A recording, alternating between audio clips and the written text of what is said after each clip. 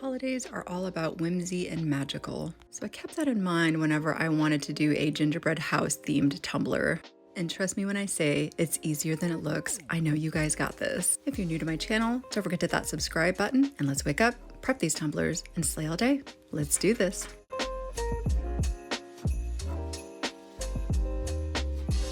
Starting off with our tumbler base, I went ahead and I glittered and I epoxied smooth just a 40-ounce tumbler. I chose like a pink glitter. You guys can choose whatever you want because art is completely subjective. What I feel like it wanted to be is how it's looking, but if you feel like it should look a certain way, absolutely. That's what this is all about. That's what art is all about. So make it how you feel it needs to look. All right, moving on. Also, I want to state that it's not completely smooth. It's a little lumpy. It's okay if it's a little lumpy because I mean, we're going to be glittering over it again anyways. The first thing we're going to do is get this abstract look going. And I like to use tape to block off my abstract shapes. An abstract is just that. All these shapes are going to be completely different and scattered all over the place. I do, however, really like to start with one majorly long piece of tape that goes from the very top down to the very bottom, just as like a guide, so that way I know where to branch off the rest of my pieces. Now, I've never done this, but you could absolutely use varying sizes of tape to make these abstract blocks for yourself. But like I said, I've never tried that before. I tend to just really like the 1-inch tape. That always has worked well for me on any size tumbler. I'm going to continue putting on as many pieces of tape as I see fit until it gets filled in the way that I would like this. We're doing a peekaboo essentially with the tape. Once you peel the tape back is going to expose the color of your tumbler underneath. So you also want to keep that in mind as well.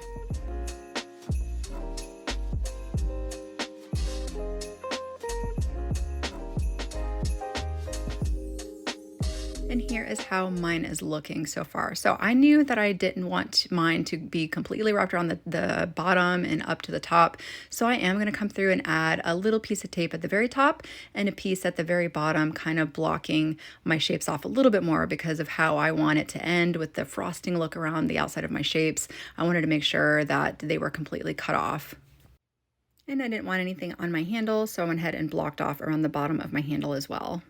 Now these open pieces we're going to glue down with some glue, or you could use a fast setting epoxy if you'd like, just a real thin coating of that, but I'm just going to use glue. I got my fluffy brush. I have a brown glitter because this is going to be our gingerbread house pieces. I'm going to load up my open pieces with my glue, and then I will come through and shake down the glitter of my choice. Now I'm impatient and I just go at it. I just go ahead and peel the tape while it's still wet.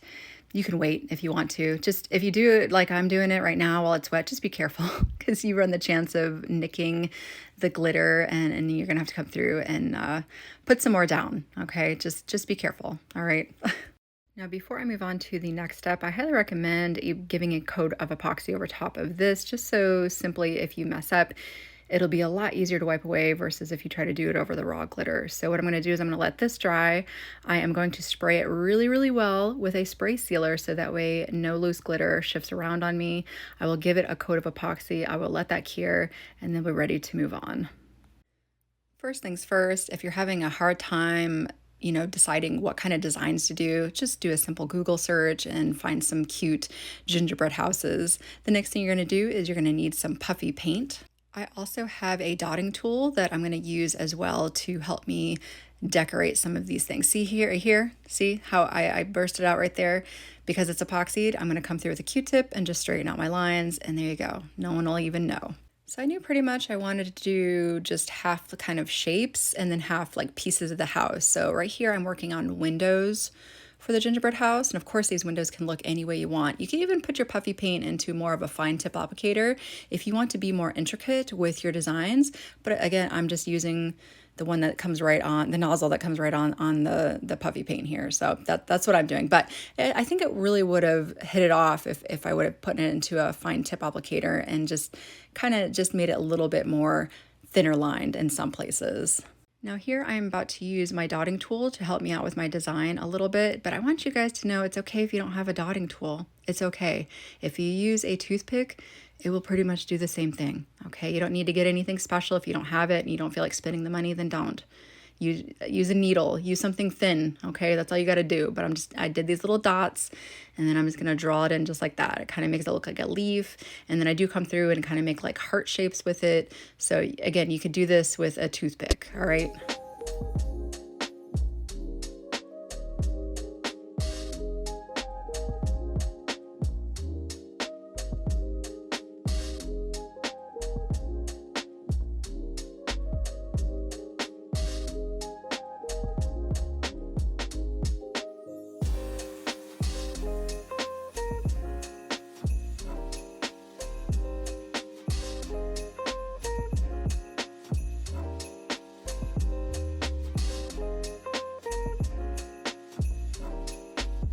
Now after each one, I'm going to come through and I'm going to put glitter on mine. You don't have to if you don't want to.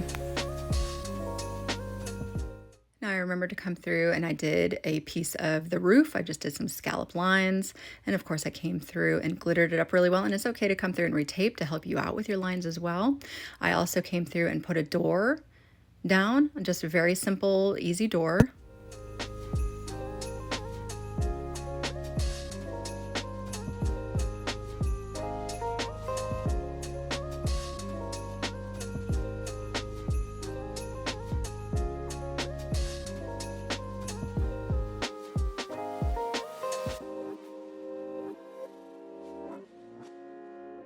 Now, after I did that first row, I put it on my turner and I did let it dry somewhat, but I learned that if I left it on my turner, and as long as I was really careful, it was completely okay to come through and just go ahead and bust out the rest of the tumbler. My biggest worry was because it's pretty thick on here, I didn't want it to slip and slide around on me. It might slip just a little bit, but it really didn't slip too much. So just leaving it on your turner and doing what you need to do, and it should be just fine. So here I pretty much did just two more shaped areas, but then I am going to come through and add another design where I do a window with some snow coming down from the top. Now to do the snow, I just did these stripes just like this. And then you want to take your dotting tool or your toothpick if you don't have your dotting tool. And then you're just going to come through and kind of blend everything together at the top just like that. And it makes it look nice and snowy.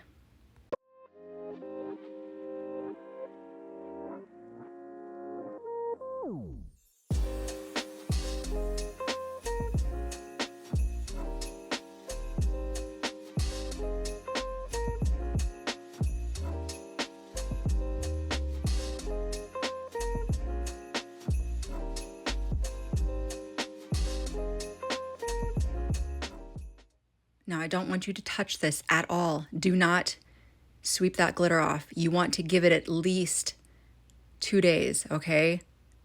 Especially with colder weather, it doesn't dry as fast. After that, after the 2 days, then come through and give it a good sweeping. You don't want to accidentally smudge anything, because I did do that and then I had to come through and wipe it up and fix it, okay? You don't want to do that. All right, and once you know for sure it's nice and dry, now we can move on to doing our finishing striping around the outside. So some of them I did these squiggles and some I did straight lines. It's completely up to you. I also had the idea of coming through with a piping bag and giving it more of a decorative look with maybe some spackle, but I couldn't find rather a piping bag. I went to the Dollar Tree. I did find one, but it was too big, I thought. I wanted more of a smaller one, and I didn't feel like spending the money myself.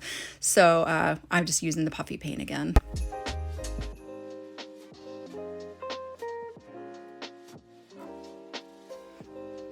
And look at that. Look at what we're doing here. All right, we're going to sprinkle it on with some glitter. We're going to let that dry fully like we did the first round. The same thing, no less than 24 hours, okay? We're going to get a coating of epoxy put over top. I'm adding some fun glitter here just from different places that I thought was super pretty. I am going to get that put down into my epoxy, get that applied to my tumbler, and let that cure.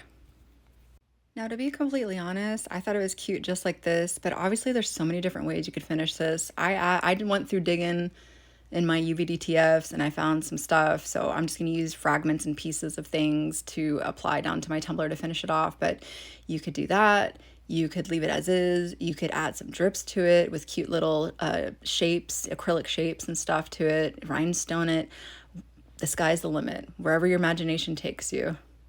And of course, once you finish your design, you're going to go ahead and give it its last coats of epoxy, and she's ready to go.